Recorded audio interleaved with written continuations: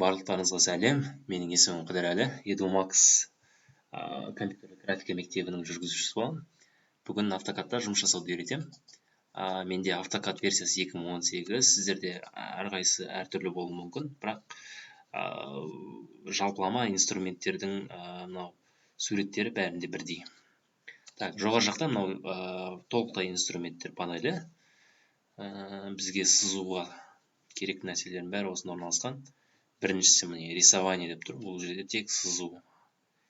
Екіншісі редактирование, то есть сызылған нәрсені өзгерту немесе өзгерту. Одан кейін аннотация размерлерін неден шығаруға. Так, қазір бүгін интерфейсті толықтай былай түсіндіріп отырмаймын, жалпылама түсіндіріп кетемін и жұмыс барысында каждый инструмент қалай жұмыс жасайтынын түсіндіріп өте кетемін. Ең дұрысы сол практика жүзінде ары қарай жалғастыра берген. Так, давайте мына чертежді өшіріп тастайын. Басынан бастап көрсетейін. Автокад басталған кезде, мысалы осындай қосқан кезде бағдарламаны осындай не ашылады. И өткен файлдар, мысалы өткен жұмыс жасаған файлдар мына жерде сақталып тұрады. И және жаңа файл мұнда тұрады. Осының жаңа файлды бастаймыз біз. Так, басқан кезде осындай ашылады. Мынау сетка қосылып тұр. Мен сетканы ұнатпаймын, сразу өшіріп тастаймын. Бұл асты жағында мынау кнопка арқылы өшіреді. Бір рет басасыз, өшіреді. Немесе клавиатурада G ағылшынша Google дегенде соны бассаңыз өшіріп қалады. Так, жоғары жақта панельдер. Основной жұмыс жасайтын бүгін мынау екі панель болады, рисование и редактирование. Астында бізге керегі мынау ортогональный ограничение перемещения курсора дейді. Қазір өшіріліп тұр. Қосылған кезде ол көп жанып тұрады. Бұл не? Допустим, рисование, мынау сызық отрезок деп тұр, түсінікті болды. Егер былай орта қосылмаған жағдайда бұл кез келген градуста өзгеріп сызыла береді. Егер ортаны қоссақ, ол тек 90 градуста бағытта сызылатын болады. Негізі үйдің жоспары ол 90 градуста болады. Өздеріңіз білесіздер. Үй обычно 10-да 10, 6-да бір-біріне перпендикулярдық сызықтардан тұрады. Так, бүгін біз бір 8-де 8 или 6-да 6 бір планировка жасап көреміз. Үйдің жоспары, план деген. Так, бірінші момент түсіндіріп кететін, ол белгілеген кезде мышкамен кнопканы басып, мынау белгілеу. То есть, менде бірнеше сызықтар болсын делікті. Былай орналасқан. Белгілеген кезде, мынау жасыл, ол кез келген сызықты тисе болып белгілеп алады. Escape басам, белгілеуді өшіру үшін. Ал егер оң жаққа қарай тартатын болсақ, ол белгіленбейді. То есть, ол сызық ішіне кірген кезде ғана белгіленеді. Так, осы моментті жақсылап анықтап алайық. Мышка жасыл қарай, оңға қарай, ол кез келген элемент тисе болып белгіленеді. Егер бір ғана осындай сызықтың арасында бір ғана сызықты белгілеп алу үшін оң жаққа қарай, то есть солдан оң жаққа қарай. Былай и былай. Разницасын өздеріңіз қарап, сызып түсініп алыңыздар. Осы момент сызу кезінде өте жылдам сызуға өте керек нәрсе. Так, 8-де 8 бір үйдің планировочный жоспарын жасайық. Так, отрезктің өзін қалай жасаймыз? Отрезкті бастап, одан кейін кез келген жерге басамыз. Мышканы батырмасын. Одан кейін бағытты белгілейміз, бағытты көрсетеміз. Автокад. Былай да, былай қалай бастағыңыз келеді, солай кете беруге болады. Мен былай қарай бастаймын. Автокадта сосын размерді сразу беруге болады, өлшемді. То есть 8 метр мына жаққа. Автокад миллиметрді қабылдайды. То есть 8 метр ол 8000 миллиметр. Осылай бастып, интерді басамыз. Сосын автокад ары қарай тағы сол функцияны, отрезкті ары қарай жалғастырып тұрады. То есть дальше сонымен жұмыс жасайсың ба деген сияқты айтып тұрады. Направление беріп, келесі размерді өлшемді бере беруге, немесе осы жерден жұмыс бітті, тоқтатты дейтін болса, escape'ті басу керек. escape. Одан соң автокадтағы бір ерекшелік интер, пробел екеуі бір функциясы, және интер батырмасын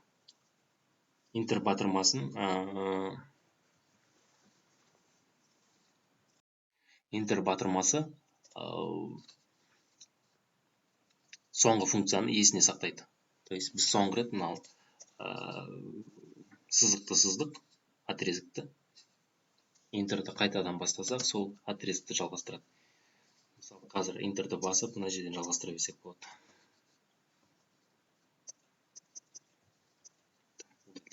Керек емес. Бізде мынау 8 метр бар. Енді 8-де 6 дедік, примерно. 8-де 6 и осы жерден жалғастырамыз.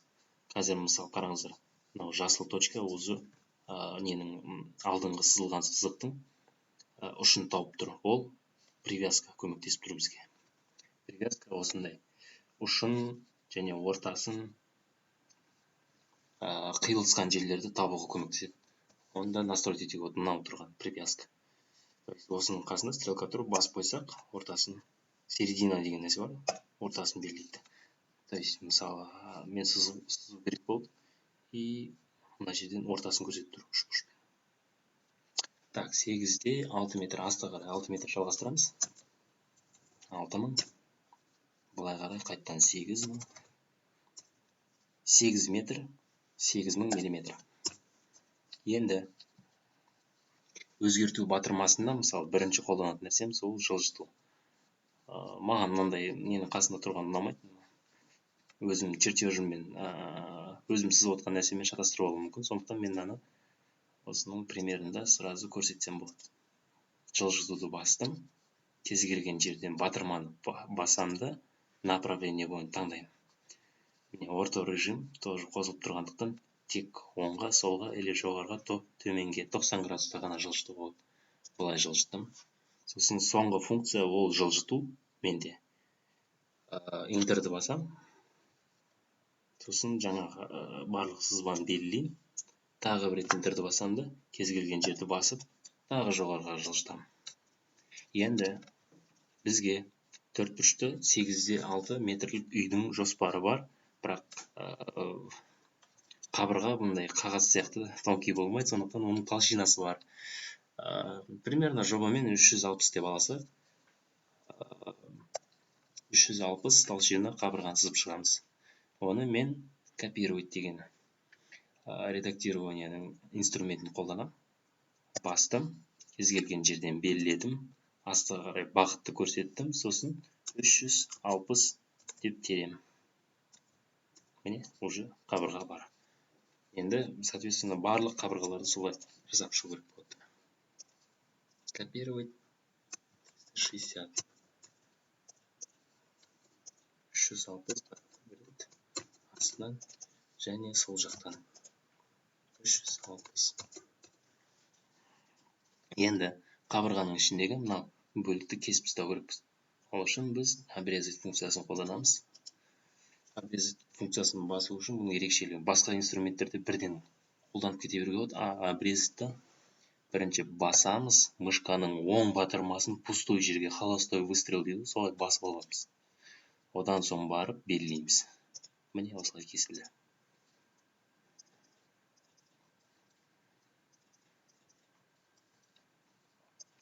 Бұл обрезать деген ненің инструменттің тағы да бір ерекшелігі бар. Shift батырмасын басып тұрып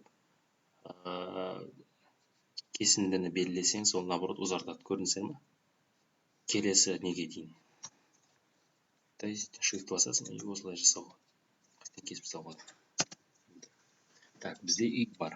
Ортасынан белгілейміз, отрезкпен ортасынан бөлеміз, және былай бөлеміз. Обычно үйлер ортасы несущий стена дейді. Салмақ көтеретін қабырға.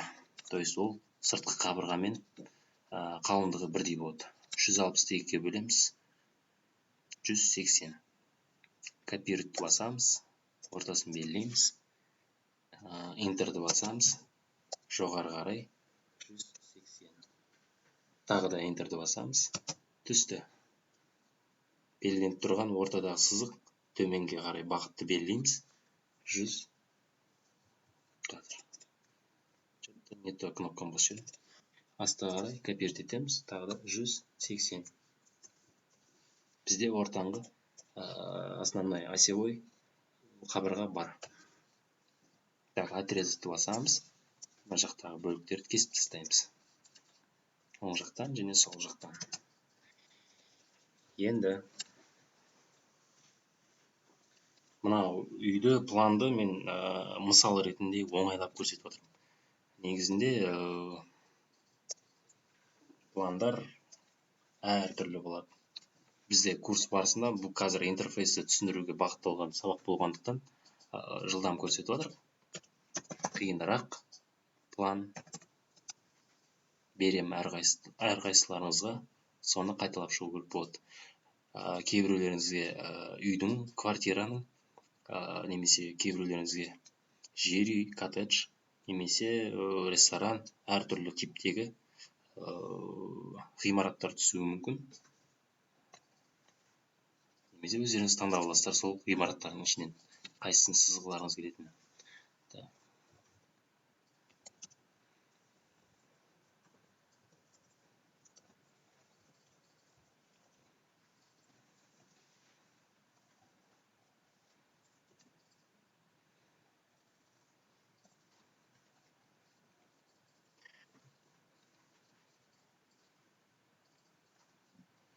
Мәселен, мынандай сіздерге план түсуі мүмкін. Көрдіңіздер ме? 90 градуспен 90 градус шеті доғал болып келеді. Әрқайсыңызға әртүрлі план түсіп, сонымен жұмыс жасауды үйренесіздер. Так, ары қарай жалғастырамыз. Так, үйдің терезелері қалай жақта орналасады? Жоқ, біз екі комната жасадық, кіреберіс жасайық мына жерден. Так, кіреберіске примерно алайық та мына жерден 2 метр жасайық. Қайталап айтамын, бұл автокадты түсіндіру мақсатында жасалып жатқан сабақ. Мынандай үй мүмкін емес деп айтып жүрмеңіздер. 280 ішкі қабырға деп ала салайық. Сыртқы қабырғанда мысалы 360 деп ойға келген цифраны келтіре салып. Так, мына жерде кіреберіс дейік, ары қарай коридор болсын. Мұнда 1 комната жіберейік. И мына жақтан 2 комната жіберейік. Так. Ортасынан бөліп алайық. Копировать. 280. Былай қарай. Және мына жерден былай қарай. Артықтарды обрезать ететін инструментпен кесіп тастаймыз. Так, оң жағын басып и кесіп тастаймыз. Былай. Енді әрбір бөлмеге терезені сызып шығу керек. Терезе чертежда. Так.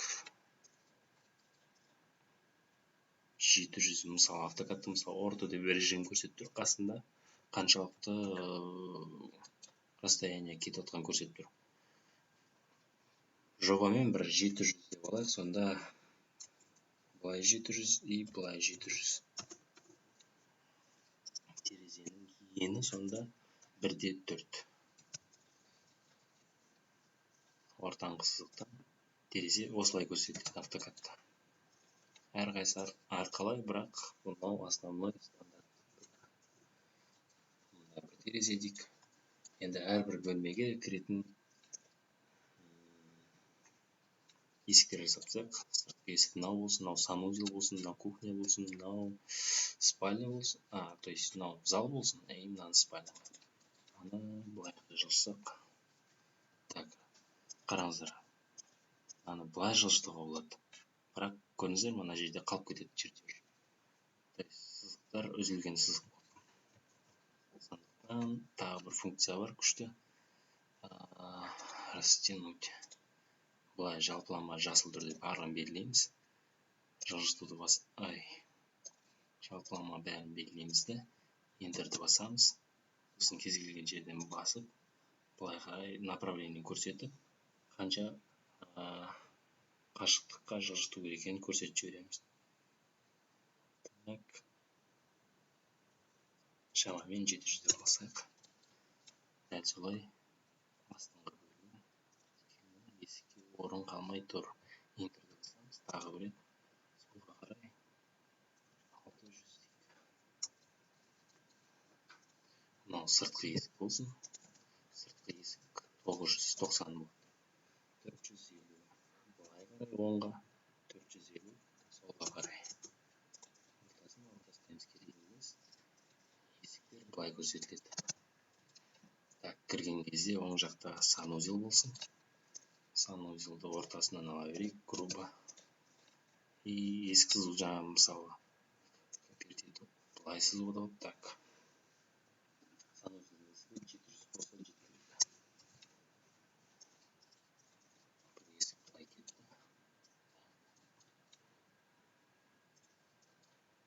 Так, жылжыту керек сияқты.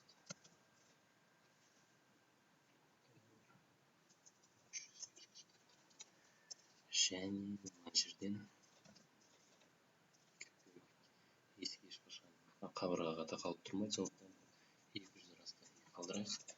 Анау удалить. Удалить ету кәдімгі батырмада delete. Delete деп жазып тұрады, сол батырма. Мынау бізде спальня болатын болса 700 болады. Спальня 70. Кесетін да келесі есік. Мына жерде өте аз болып тұр расстояние. Интерді басамыз, былай қарай бір 100-ге жылжытайық. Келесі есік дәл осыған мына ортадағы қабырғаға симметричный болатын болса, былай жасауға болады. Ортадан былай қосып аламыз. Сосын белгілеу арқылы тек мына екі сызықты белгілеп аламыз.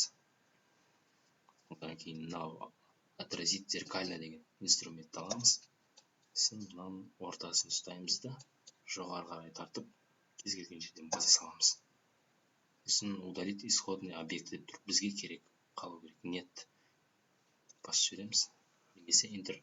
По умолчанию нет тұрады. Сондықтан интерді басамыз. Бәрібір алдыңғы объектілер удалить етілмейді. Отрезді пайдаланамыз, қайтадан кесіп тастаймыз. Мынау керек емес бізге уже. Так, кухняның есігі. Санузелдің есігі негізі кішкене шыға беріске жақындау орнатайық. Қайттан растянуть инструментін қолданамыз. Түгелдей белгілеп аламыз. Интерді басамыз. Точканы басамыз и примерно 700 жазамыз да тағы интерді басамыз. Енді кухняның есігін залдың есігіне жақынырақ орналастыру керек. Ортасынан аламыз да ары қарай. Кухняның есігі негізі кеңдеу болады. 800 деп айтып.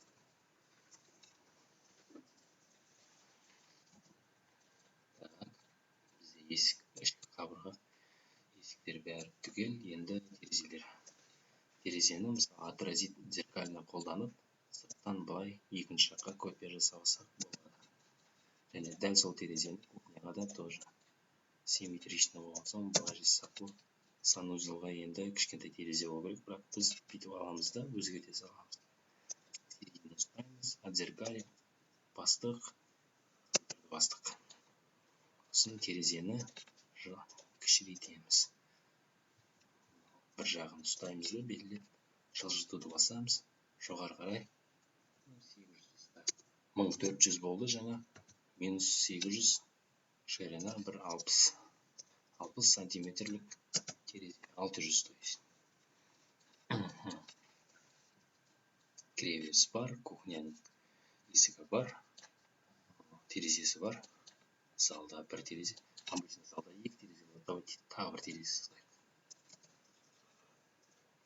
Былай қарай 300. Отрезді аламыз, ортасынан ұстаймыз, екіншісіне қосамыз. Ішке қарай копировать етеміз.